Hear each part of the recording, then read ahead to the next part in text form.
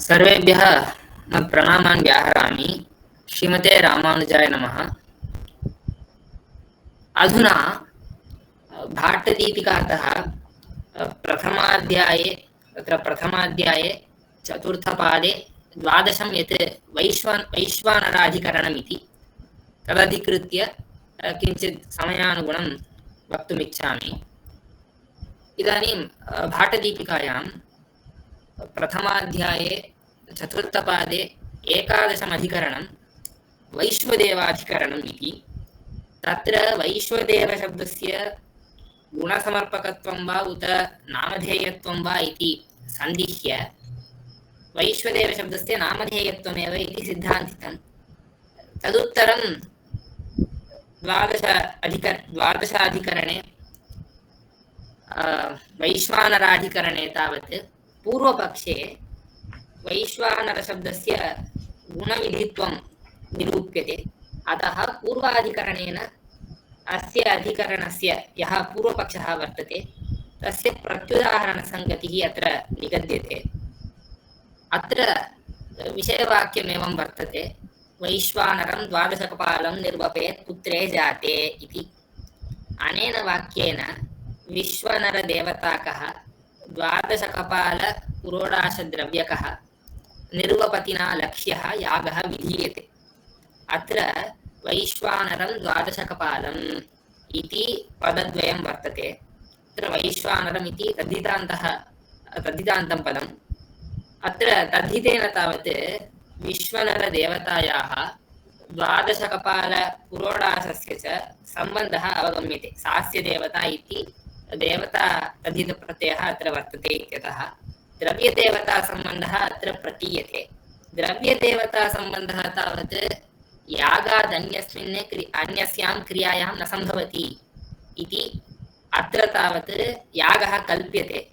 परम् अत्र यागवाचकः शब्दः नास्ति। यजेत इत्यादि पदम् अत्र नास्ति, निर्वपेत् इत्येव वर्तते। तत्र निर्वपेत् इत्यस्य प्रकृत्यर्थः निर्वापः इत्युक्ते तत्र हविषां पृथक्करणं। तत्र हविषु पृथक् कृतेष्वेव तैः हविर्भिः यागः निष्पद्यते इति। अत्र निर्वपति धातोरेव यागलक्षकत्वम् अङ्गीक्रियते। तथा च निर्वपतिना लक्ष्यः यागः अत्र विधीयते इत्यङ्गीक्रियते। अधुना वैश्वानरं द्वादशकपालं निर्वपेत् पुत्रे जाते इत्यनेन विश्वनरदेवताकः द्वादशकपालपुरोडाशद्रव्यकः यागः विधीयते। द्वादशकपालपुरोडाशः इत्युक्ते तत्र द्वादशसु कपालेषु संस्कृतः पुरोडाशः द्वादशकपालपुरोडाशः इति कथ्यते। अधुना इतः परं पञ्चवाक्यानि सन्ति। यदष्टाकपालो भवति गायत्र्यैव एनं ब्रह्मवर्चसेन पुनाति इति प्रथमं वाक्यं। तदुत्तरं यन्नवकपालः त्रिवृदैवास्मिन् तेजो दधाति, एवं यद्दशकपालः विराजैवास्मिन् अन्नाद्यं दधाति, यदेकादशकपालः त्रिष्टुभैवास्मिन् इन्द्रियं दधाति, यद्द्वादशकपालः जगत्यैवास्मिन् पशून् दधाति इत्येवं पञ्चवाक्यानि वर्तन्ते। तत्र अष्टाकपालादीनां गुणानां बोधनमपि क्रियते। तथा तेषां ब्रह्मवर्चसादि फलसम्बन्धः अपि बोध्यते। तदुत्तरम् अन्ते एकं वाक्यं वर्तते, यस्मिन् जाते एतामिष्टिं निर्वपति भूत एव स तेजस्वी अन्नादः इन्द्रियावि पशुमान् भवति इति। इदानीम् अत्र प्रथमपूर्वपक्षः एवं वर्तते, यदष्टाकपालो भवति यन्नवकपालो भवति इत्यादि पञ्चवाक्यानि यानि सन्ति तेषु अष्टाकपालः नवकपालः इत्यादि पदानि सन्ति। तैः तावत् अष्टत्वादि संख्या न समर्प्यते इति तैः उच्यते। नाम तत्र अष्टाकपालादि शब्दाः नामधेयभूताः इति तैः उच्यते। कुतः इत्युक्ते वैश्वानरं द्वादशकपालं निर्वपेत् इत्यत्र द्वादशकपालशब्दस्य कोऽर्थः इत्युक्ते द्वादशसु कपालेषु संस्कृतः पुरोडाशः अर्थः। तत्रैव द्वादशत्वसंख्या प्राप्ता। इदानीं कश्चन पुरोडाशः 12 कपालेषु संस्कृतः इत्युक्ते सः अष्टसु कपालेषु अपि संस्कृतः एव भवेत्। अतः तत्र 12त्वसङ्ख्यायाम् अष्टत्वसङ्ख्यायाः अन्तर्भावात् अष्टत्वसङ्ख्या अपि प्राप्ता इति कृत्वा अष्टाकपालः भवति इत्यत्र अष्टाकपालशब्देन अष्टत्वसङ्ख्या वा उत अष्टाकपालपुरोडाक्षो वा विधातुं न शक्यते।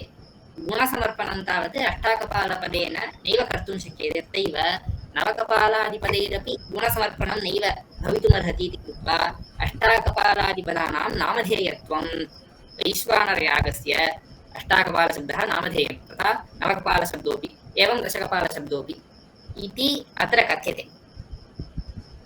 तत्रापि एकः अवान्तरभेदः वर्तते। इदानीं तत्र एवं कथ्यते, यद्यपि अष्टत्वसङ्ख्या 12त्वसङ्ख्यायाम् अन्तर्भूता इति तत्र 12कपालशब्देनैव अष्टत्वसङ्ख्या प्राप्ता। परं कथं प्राप्ता इत्युक्ते अष्टत्वसङ्ख्या स्वरूपेण प्राप्ता। तत्र परिच्छेदकत्वेन 12त्वसङ्ख्या एव प्राप्ता। तत्र 12 कपालेषु एव पुरोडाशः संस्कृतः भवति।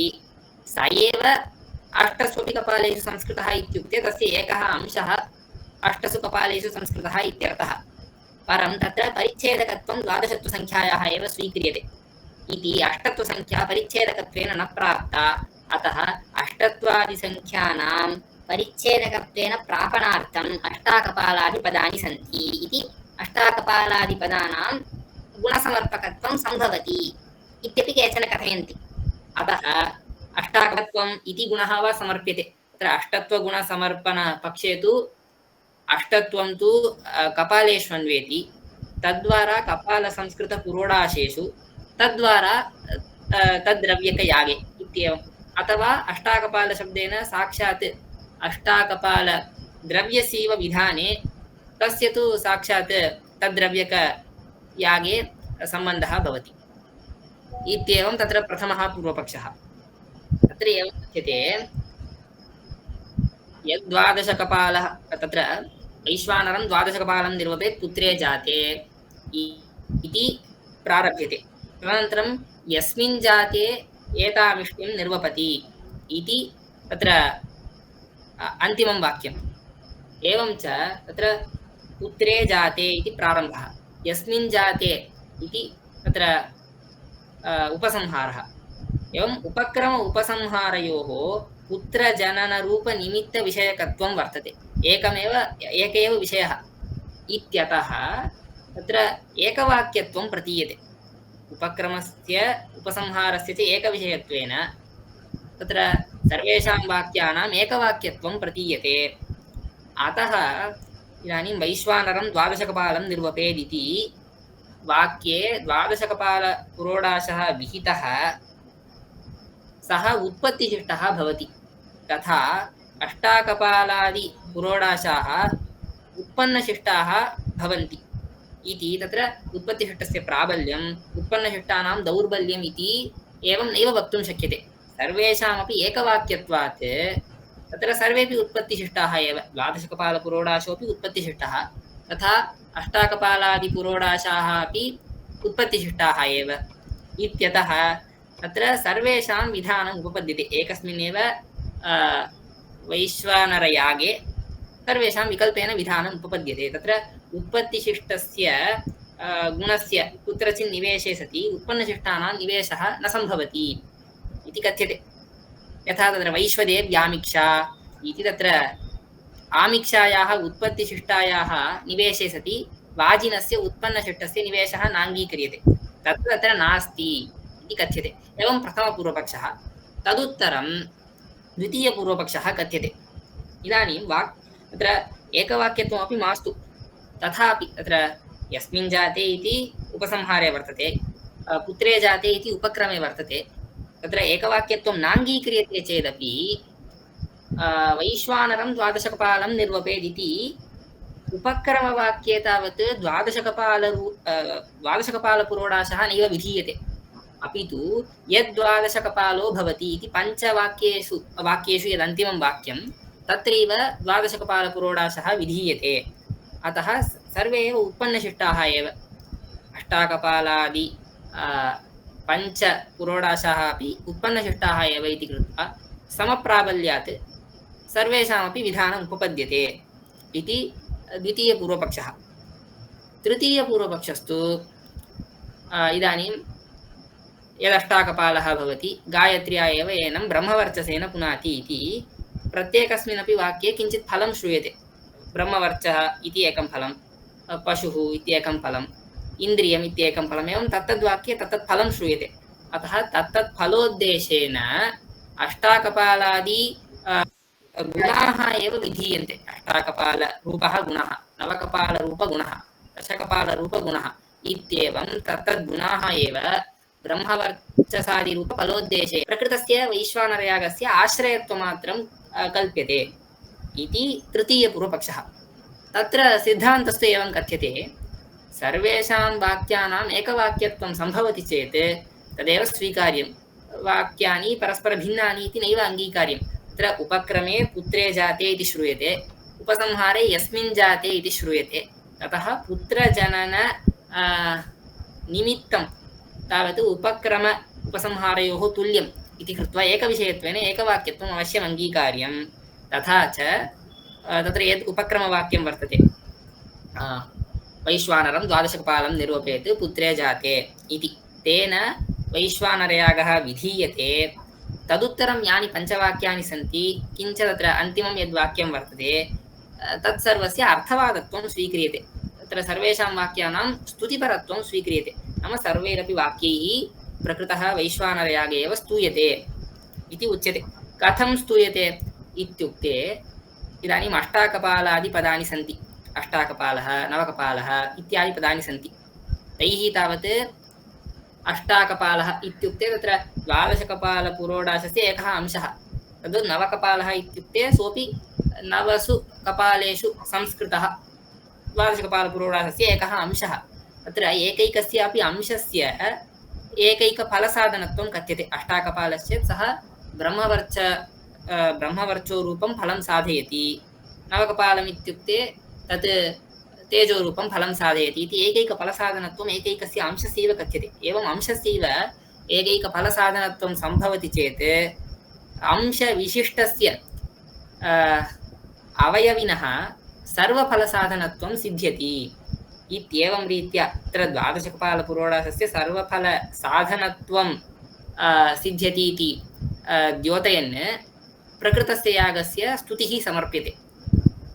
एवं च तत्र अष्टाकपालपदस्य वस्तुतः कुत्र शक्तिः वर्तते इत्युक्ते, यः पुरोडाशः अष्टसु कपालेषु संस्कृतः अवयवी यः वर्तते पुरोडाशः, तत्रैव शक्तिः। परं प्रकृतस्थले अष्टाकपालपदस्य कुत्र प्रयोगः इत्युक्ते द्वादशकपालपुरोडाश अंशभूते प्रयोगः। कथमयं प्रयोगः उपपद्यते इत्युक्ते, अत्र गौण्यावृत्त्या अष्टाकपालः यः अंशः वर्तते तत्र प्रयोगः।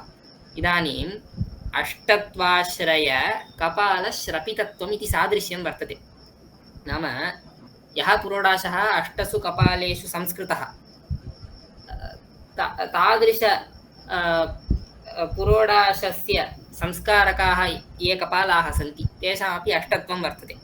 अष्टत्वाश्रय कपालश्रपितत्वम् इति सामान्यः अयं वर्तते। अयं तावत् अष्टाकपालपुरोडाशेऽपि वर्तते, अंशभूते अष्टाकपालेऽपि वर्तते इति कृत्वा गौण्यावृत्त्या अत्र अंशभूतः अष्टाकपालः अष्टाकपालपदेन बोध्यते। तद्वारा अत्र अवयवी द्वादशकपालपुरोडाशः लक्ष्यते। तद्वारा अत्र प्रकृतः वैश्वानरयागः स्तूयते इति कथ्यते। तथा च यदष्टाकपालः गायत्र्या एव एनं ब्रह्मवर्चसेन पुनाति, यन्नवकपालः त्रिवृतैवास्मिन् इत्यादि वाक्यानि तावत् वैश्वानरयागस्तुतिपराण्येव इति अष्टाकपालादिपदानां गुणविधायकत्वं नास्ति इति अत्र सिद्धान्तितम्। एतावदुक्त्वा विरमामि। प्रणामाः। श्रीमते रामानुजाय नमः।